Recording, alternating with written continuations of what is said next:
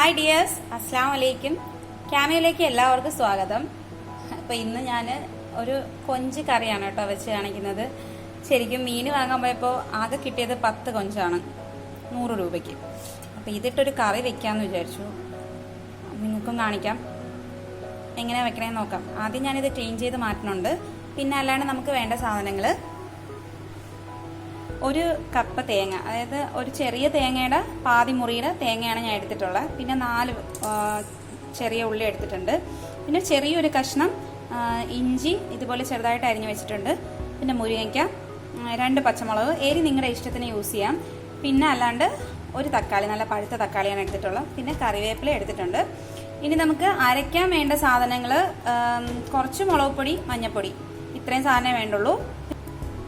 അപ്പോൾ അരയ്ക്കാനായിട്ട് ആദ്യം തേങ്ങ ജാറിലേക്ക് ഇടുന്നുണ്ട്. പിന്നെ എടുത്തു വെച്ചേക്കുന്ന ചെറിയ ഉള്ളി കുറച്ച് മതി. ചെറിയ ഉള്ളിയൊന്നും ഒരുപാട് ആവശ്യമില്ല. നിങ്ങൾക്ക് കൂടുതൽ കൊഞ്ച് ഇട്ട് കറി വെക്കണമെന്നുണ്ടെങ്കിൽ ഇതിൻ്റെ കൂടെ ഇപ്പം 10 എന്നുള്ള ഒരു 20 കൊഞ്ചൊക്കെ ഉണ്ടെങ്കിൽ ഇതിൻ്റെ കൂടെ ഒരു 4 ഉള്ളിയും കൂടെ ചേർത്താൽ മതി. കുറച്ച് കൊഞ്ചിട്ടും ഉപയോഗിക്കാൻ പറ്റും. നല്ല മണമാണ് ഈ കറിക്ക്. പിന്നെ ഒരല്പം മഞ്ഞൾപ്പൊടി, 1/4 ടീസ്പൂൺ മതി.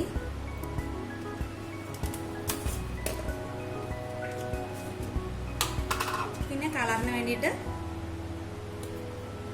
മുളക് പൊടി. ഇത് ഒരുപാട് എരിവില്ലാത്ത മുളക് പൊടിയാണ്. 1 ടേബിൾ സ്പൂൺ ചേർത്തിട്ടുണ്ട്. പിന്നെ ആവശ്യത്തിന് വെള്ളവും കൂടെ ചേർത്തിട്ട് നമുക്കിത് അരച്ചെടുക്കാം. നന്നായിട്ട് അരച്ചെടുക്കണം, മഷി പോലെ അരച്ചെടുക്കണം. അപ്പോൾ ഇതുപോലെ അരച്ചെടുത്തിട്ടുണ്ട്, നന്നായിട്ട് അരഞ്ഞു വന്നിട്ടുണ്ട്. ഇനി നമുക്ക് നമ്മുടെ ചട്ടി ചൂടാക്കിയതിന് ശേഷം അതിലേക്ക് എണ്ണ ഒഴിച്ച് ഉലുവയും പൊട്ടിച്ചതിന് ശേഷം ഇതിട്ട് ഒന്ന് വരട്ടിയെടുക്കാം. അപ്പോൾ ചട്ടി ചൂടായിട്ടുണ്ട്. ഇനി ആവശ്യത്തിന് എണ്ണ ഒഴിക്കുക. എണ്ണയ്ക്കൊന്നും അളവ് അറിയാലോ, അതിനൊന്നും ടേബിൾ സ്പൂണും ടീസ്പൂണിനും അളവിൻ്റെ ആവശ്യമില്ല. നമുക്ക് അറിയാൻ പറ്റുമല്ലോ. കുറച്ച് എണ്ണ ഒഴിക്കാം. അതൊന്ന് നന്നായിട്ട് ചൂടായി വന്നതിന് ശേഷം ഉലുവ പൊട്ടിക്കാം. ഉലുവയും കുറച്ച് ചേർത്താൽ മതി. ഒരു ചെറിയ സ്പൂണ്, ഒരു ചെറിയ ടീസ്പൂണിൽ 1 ടീസ്പൂൺ ഉലുവ ചേർത്താൽ മതി. ഇല്ലാന്നുണ്ടെങ്കിൽ ഏറ്റവും ലാസ്റ്റ് ഉലുവ പൊടിച്ചതുണ്ടെങ്കിൽ അത് ജസ്റ്റ് ഒന്ന് ചേർത്ത് കൊടുത്താലും മതി.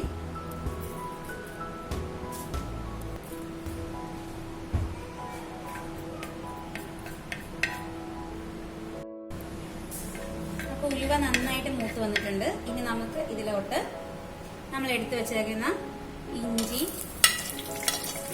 ഇട്ടൊന്ന് ജസ്റ്റ് ഒന്ന് ഇതുപോലെ ഇളക്കിയതിന് ശേഷം തക്കാളി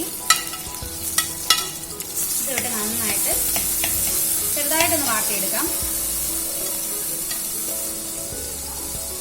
2 പച്ചമുളക് ഇതുപോലെ കീറി എടുത്തിട്ടുണ്ട്. അത് നമുക്ക് ഇതിനകത്ത് ചേർത്ത് കൊടുക്കാം. എരിവ് കൂടുതൽ വേണമെന്നുള്ളവർക്ക് അതുപോലെ ചേർക്കാം കേട്ടോ. ഇതൊന്ന് വഴകട്ടെ. അതിനുശേഷം നമുക്ക് മുരിങ്ങയ്ക്ക കഷ്ണങ്ങളാക്കി വെച്ചിട്ടുണ്ട്, അതും കൂടെ ചേർത്ത് കൊടുക്കാം. കുറച്ച് നേരം ഒന്ന് വഴറ്റിയതിന് ശേഷം നമുക്ക് ഇതിലോട്ട് നമ്മൾ അരച്ചു വെച്ചേക്കുന്ന അരക്കൂടെ ചേർക്കാം.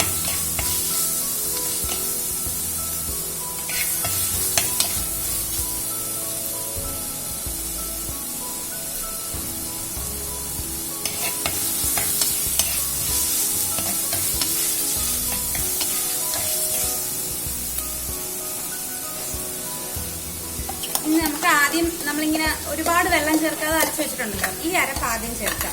പിന്നെ ഇതൊന്ന് തിളച്ചിട്ട് നമുക്ക് കുറച്ച് വെള്ളം കൂടെ ഒഴിച്ച് ഇതിലുള്ള ബാക്കി അരപ്പെല്ലാം എടുത്ത് ഇതിൻ്റെ കൂടെ ആഡ് ചെയ്ത് കൊടുക്കാം.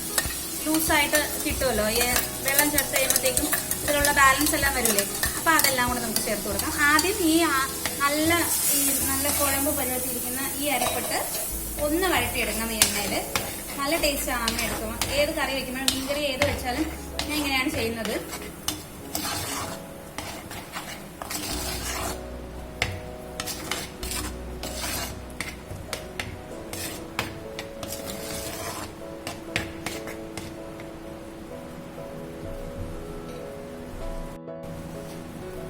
ഇനി നമുക്ക് ഇതിലോട്ട് വെള്ളം ചേർത്ത് കൊടുക്കാം.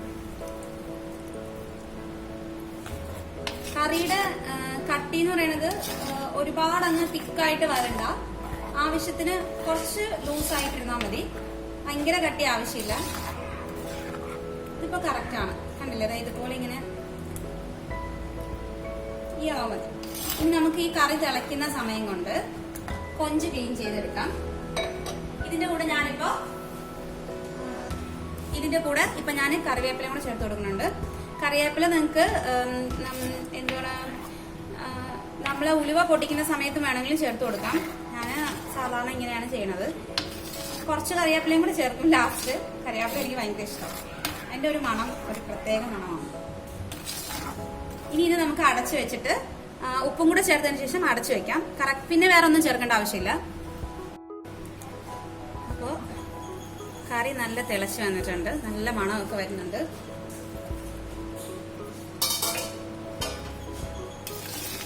ഈ സമയം കൊണ്ട് കൊഞ്ച് നുള്ളി എടുത്തു.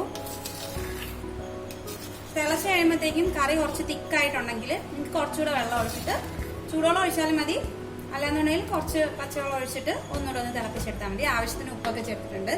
കൊഞ്ച് ഞാൻ നുള്ളി എടുത്തിട്ട് ചെറിയ പീസസ് ആയിട്ട് ഇതുപോലെ ചെറുതായിട്ട് കഷ്ണങ്ങളാക്കി, ചെറിയ കൊഞ്ചാ കിട്ടണമെന്നുണ്ടെങ്കിൽ ഇത്രയും കാണുമല്ലോ, നമ്മൾ കുറച്ച് കൂടുതൽ കിട്ടും. ഇപ്പം വലിയ കൊഞ്ചാകുമ്പോഴത്തേക്കും എനിക്ക് അത്രയും വലിയ പീസിന്റെ ആവശ്യമില്ല, ജസ്റ്റ് ഒരു കറി വേണം, അത്രേ ഉള്ളൂ. അപ്പം ഞാനതിന് ഇതുപോലെ ചെറിയ ചെറിയ പീസസ് ആക്കി.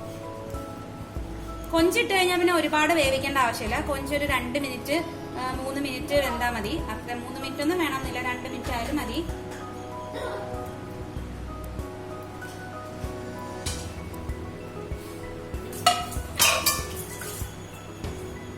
കറിയിലെ മുരിങ്ങയ്ക്കയും എല്ലാം നന്നായിട്ട് വെന്തതിന് ശേഷം ലാസ്റ്റ് വേണം കൊഞ്ചിടാനായിട്ട്. കൊഞ്ചിട്ട് കഴിഞ്ഞാൽ ഒരു 2 മിനിറ്റ് വെന്താൽ മതി.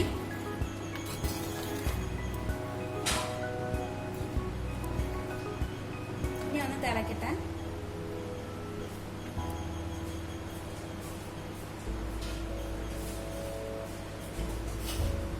കുറച്ച് കറിവേപ്പിലയും കൂടെ ചേർത്തിട്ടുണ്ട്, കറിവേപ്പില.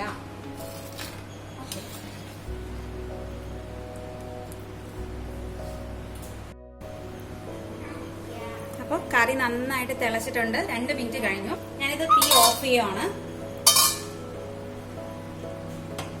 ഓഫ് ചെയ്തതിന് ശേഷം ജസ്റ്റ് ഒരല്പം എണ്ണ ഇതിന്റെ പുറത്തേക്കൊന്ന്, ഒരു പച്ച വെളിച്ചെണ്ണയുടെ ചോവ വരാൻ വേണ്ടിയിട്ടൊന്ന് ഒഴിച്ചു കൊടുക്കുന്നുണ്ട്. നല്ല ടേസ്റ്റ് ആണ് കറി, നിങ്ങൾക്കൊന്ന് ട്രൈ ചെയ്ത് നോക്കാം. അപ്പൊ നമ്മുടെ കറി റെഡി ആയിട്ടുണ്ട്. ചോറിന്റെ കൂടെയും ചപ്പാത്തി, അപ്പം എല്ലാത്തിൻ്റെ കൂടെയും കഴിക്കാൻ അടിപൊളി ടേസ്റ്റാണ്. എന്തായാലും നിങ്ങളെല്ലാവരും ഒന്ന് ട്രൈ ചെയ്ത് നോക്കാം, ഇഷ്ടപ്പെടുമെന്നാണ് എനിക്ക് തോന്നുന്നത്. അപ്പോൾ ചാനൽ സബ്സ്ക്രൈബ് ചെയ്യാൻ മറക്കരുത്. പിന്നെന്താണ്, നിങ്ങൾ എന്തായാലും ട്രൈ ചെയ്ത് നോക്കിയിട്ട് കമൻസ് ഒക്കെ അയക്കണം കേട്ടോ. ഓക്കെ, എന്തായാലും ഷെയർ ചെയ്യാനും മറക്കരുത്. പിന്നെ എന്താണ്, ഇനി ഇൻഷാല്ലാ വേറൊരു വീഡിയോയിൽ കാണാം. Thank you.